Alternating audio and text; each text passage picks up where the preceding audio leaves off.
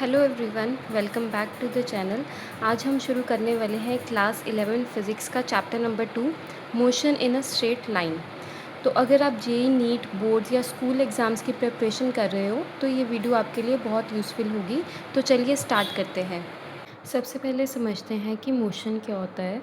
तो मोशन, अगर हम सिंपल लैंग्वेज में बात करें, तो जब किसी ऑब्जेक्ट की जो पोजीशन है वो चेंज होती है किसी रेफरेंस पॉइंट के विद रिस्पेक्ट टू, तो उसे हम मोशन कहते हैं।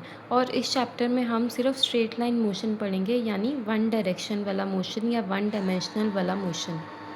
नेक्स्ट, मोशन को डिस्क्राइब करने के लिए हम कुछ क्वांटिटीज़ यूज़ करते हैं, और वो क्वांटिटीज़ हमारे पास होती हैं position, distance, displacement, speed, velocity और एक्सेलरेशन। अब इनका हम शॉर्ट एक्सप्लेनेशन देख लेते हैं। सो फर्स्ट है पोजीशन। पोजीशन हमें बताता है कि ऑब्जेक्ट कहाँ पे है। फॉर एग्ज़ाम्पल, अगर कोई कार 20 मीटर पर खड़ी है तो उसकी पोजीशन क्या होगी, 20 मीटर्स। नेक्स्ट क्या है, डिस्टेंस। डिस्टेंस क्या होता है, डिस्टेंस हमें ऑब्जेक्ट का पाथ बताता है कि उसने कितना पाथ ट्रैवल किया, कितना रास्ता उसने कवर किया। इसमें डायरेक्शन इम्पॉर्टेंट नहीं होती है, क्योंकि जो डिस्टेंस है वो एक हमारे पास स्केलर क्वांटिटी है। Next, displacement. डिस्प्लेसमेंट का मतलब होता है स्टार्टिंग पॉइंट से लेके एंडिंग पॉइंट तक का शॉर्टेस्ट डिस्टेंस डायरेक्शन के साथ। इसमें डायरेक्शन इम्पॉर्टेंट है, इसलिए ये एक वेक्टर क्वांटिटी है। नेक्स्ट है स्पीड। स्पीड बताती है कि जो ऑब्जेक्ट है वो कितनी फास्ट मूव कर रहा है। इसमें डायरेक्शन जो है वो मैटर नहीं करती है, इसीलिए ये एक स्केलर क्वांटिटी है। नेक्स्ट है वेलोसिटी। वेलोसिटी भी स्पीड ही बताती है, लेकिन ये डायरेक्शन के साथ बताती है, तो इसीलिए ये एक वेक्टर क्वांटिटी है। और लास्ट है एक्सेलरेशन। एक्सेलरेशन का मतलब होता है वेलोसिटी कितनी तेज़ी से चेंज हो रही है। अगर स्पीड बढ़ रही है या कम हो रही है या डायरेक्शन चेंज हो रही है, तो मतलब एक्सेलरेशन प्रेजेंट होगी। नेक्स्ट, एक बहुत ही इम्पॉर्टेंट पॉइंट है हमारे पास कि जो मोशन है वो रिलेटिव होता है। मतलब जो एक ही ऑब्जेक्ट है वो किसी ऑब्जर्वर के लिए मोशन में हो सकता है और किसी दूसरे ऑब्जर्वर के लिए रेस्ट में हो सकता है। इसीलिए यहाँ पे ऑब्जर्वर जो है वो बहुत इम्पॉर्टेंट है। अब एक बार जो हमारी क्वांटिटीज़ हैं उनको हम दोबारा से रिवाइज़ कर लेते हैं सिंबल्स के साथ। सो फर्स्ट हमारे पास आ जाती है पोजीशन। इसका सिंबल क्या है, एक्स, और ये क्या है, स्केलर, मतलब इसकी डायरेक्शन नहीं होती है। डिस्प्लेसमेंट को हम डेल्टा एक्स से भी डिनोट करते हैं या फिर एक्स से भी, और ये वेक्टर क्वांटिटी है। डिस्टेंस को हम स्मॉल डी से डिनोट करते हैं और ये स्केलर क्वांटिटी है। स्पीड को हम वी से डिनोट करते हैं, ये भी स्केलर क्वांटिटी है। वेलोसिटी को यू और वी दोनों से डिनोट कर सकते हैं और ये है वेक्टर क्वांटिटी। और एक्सेलरेशन को हम ए से डिनोट करते हैं और ये भी वेक्टर क्वांटिटी है। नेक्स्ट हमारे पास है मोशन। सो मोशन क्या होता है, अगर किसी भी ऑब्जेक्ट की जो पोजीशन है वो टाइम के साथ चेंज हो रही है विद रिस्पेक्ट टू कोई भी एक रेफरेंस पॉइंट या फिर ऑब्जर्वर, तो हम बोलेंगे कि जो ऑब्जेक्ट है वो मोशन में है। सिंपल लैंग्वेज में, अगर कोई ऑब्जेक्ट मूव कर रहा है, उसका जो पोजीशन है वो टाइम के साथ आपको चेंज होता हुआ दिख रहा है, और ये कोई ऑब्जर्वर देख रहा है, या हम किसी रेफरेंस पॉइंट से उसको जज कर रहे हैं, तो हम बोलेंगे कि जो ऑब्जेक्ट है वो मोशन में है। फॉर एग्ज़ाम्पल, एक कार वो रोड पे मूव कर रही है, तो उसकी जो पोजीशन है वो चेंज हो रही है, पहले यहाँ पे थी, अब यहाँ पे आ गई। उसी तरह से अगर हमने एक बॉल ऊपर की तरफ फेंका, तो पहले बॉल इधर था, फिर इधर, इधर, इधर, तो ये टाइम के साथ उसकी पोजीशन चेंज हो रही है। उसी तरह से एक ट्रेन है जो मूव कर रही है स्टेशन के बीच में, तो पहले वो ए से चली, फिर बी में पहुंच गई, तो ट्रेन भी क्या है, मोशन में। अब एक इम्पॉर्टेंट टॉपिक आता है frame of reference. So motion को डिस्क्राइब करने के लिए हमें एक रेफरेंस पॉइंट चाहिए, और उसी रेफरेंस पॉइंट को हम फ्रेम ऑफ रेफरेंस बोलते हैं। ये दो तरह का होता है, इनर्शियल फ्रेम और नॉन इनर्शियल फ्रेम। सो इनर्शियल फ्रेम ये एक ऐसा फ्रेम होता है जिसमें न्यूटन लॉ परफेक्टली अप्लाई होते हैं, यानी फ्रेम जो है वो आइदर रेस्ट में होगा, जो हमारा ऑब्जेक्ट है या तो रेस्ट में होगा, या फिर कांस्टेंट वेलोसिटी से मूव कर रहा होगा स्ट्रेट लाइन में। फॉर एग्ज़ाम्पल, एक स्टेशनरी ट्रेन है, मतलब एक रुकी हुई ट्रेन के अंदर का कोई पॉइंट, या अर्थ के ऊपर के सरफेस के ऊपर हम कोई पॉइंट ले लें, या फिर अगर कोई एरोप्लेन मूव कर रहा है स्ट्रेट लाइन में एक कांस्टेंट स्पीड पे, एक सेम स्पीड पे, या फिर यूनिफॉर्म स्पीड पे। नेक्स्ट है non inertial frames.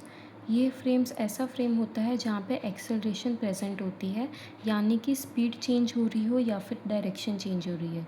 For example, एक कार या बस जब टर्न लेती है, या फिर हम ट्रेन के ऊपर बैठे हैं और वो स्पीड अप हो रही है, अपनी स्पीड को बढ़ा रही है, या फिर इस तरह से जो ये मैरी गो राउंड वाला जो झूला होता है तो वो ऐसे रोटेट करता है। तो ये सारी नॉन इनर्शियल फ्रेम की एग्जांपल्स हैं।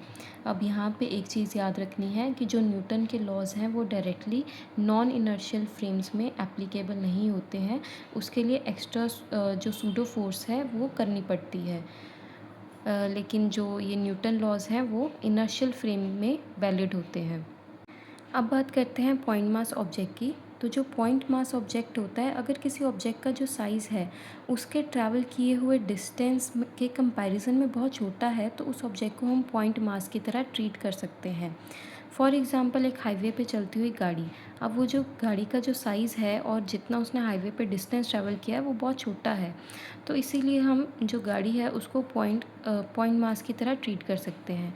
उसी तरह से सन के अराउंड घूमती हुई अर्थ, तो ये भी बहुत छोटी है एज़ कम्पेयर टू जो वो डिस्टेंस ट्रैवल कर रही है अर्थ, तो इसलिए यहाँ पे अर्थ को भी हम पॉइंट मास ऑब्जेक्ट की तरह ट्रीट कर सकते हैं। अब यहाँ पे जो साइज़ है वो इम्पॉर्टेंट नहीं होता है, सिर्फ पोजीशन इम्पॉर्टेंट होती है। और इसको हम यूज़ क्यों करते हैं? क्योंकि ये हमारी कैलकुलेशंस को ईजी कर देता है। अब नेक्स्ट बहुत ही इंटरेस्टिंग टॉपिक है मोशन और रेस्ट। क्या कभी भी कोई ऑब्जेक्ट जो है वो एब्सोल्यूट रेस्ट में हो सकता है? तो इसका आंसर है नो।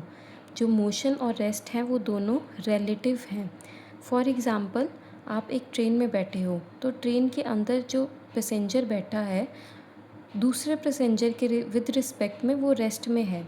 लेकिन अगर कोई पर्सन जो है वो प्लेटफॉर्म में खड़ा हुआ है और वो ट्रेन में बैठे इंसान को देख रहा है, तो उसके लिए वो पैसेंजर मोशन में होगा। उसी तरह से अगर एक बुक है वो टेबल पे रखी हुई है, तो वो जो बुक है वो विद रिस्पेक्ट टू टेबल तो वो रेस्ट पे ही है। लेकिन अगर हम सीलिंग फ़ैन की बात करें तो उसके विद रिस्पेक्ट वो मोशन में है। उसी तरह से अगर हम अर्थ के अकॉर्डिंग देखें, विद रिस्पेक्ट टू देखें, तो जो अर्थ है वो रोटेट भी करती है, रेवोल्यूशन भी करती है, तो उसके अकॉर्डिंग जो बुक है वो कॉन्टिन्यूसली मोशन में है। अब कुछ क्विक एग्जांपल्स को हम डिस्कस कर लेते हैं। सबसे पहले इनर्शियल फ्रेम की एग्जांपल, अगर कोई पैसेंजर जो है वो मेट्रो ट्रेन में बैठा है जो सीधी चल रही है, स्ट्रेट मूव कर रही है, तो वो एक इनर्शियल फ्रेम की एग्जांपल होगी। नॉन इनर्शियल फ्रेम में मान लो एक जो पैसेंजर है वो बस में बैठा है और एकदम सडनली ब्रेक लग गई, तो जो पर्सन होगा वो आगे की तरफ फॉरवर्ड उसको पुश लगेगा, तो ये इनर्शिया का कंसेप्ट है हमारे पास। नेक्स्ट पॉइंट मास के लिए, अगर कोई क्रिकेटर है उसने बॉल को हवा में फेंका, तो उसने बॉल ने जो कवर डिस्टेंस जो है वो बहुत ज़्यादा कवर किया और उसका जो मास है वो बहुत ज़्यादा छोटा है। नेक्स्ट, जो क्लाउड्स हैं वो हमें लगता है कि स्टेशनरी है, लेकिन एक्चुअल में वो मूव कर रहे होते हैं। अब हम डिसाइड कैसे कर सकते हैं कि जो कोई ऑब्जेक्ट है वो मोशन में है या रेस्ट में है? सबसे पहले हमें या तो ऑब्जर्वर को चूज़ करना होगा या एक रेफरेंस फ्रेम ऑफ रेफरेंस को चूज़ करना होगा। फिर हमें चेक करना है कि जो पोजीशन है ऑब्जेक्ट की वो चेंज हो रही है टाइम के साथ। अगर तो चेंज हो रही है तो क्या है? मोशन है। अगर नहीं चेंज हो रही है तो ऑब्जेक्ट क्या है? रेस्ट में है।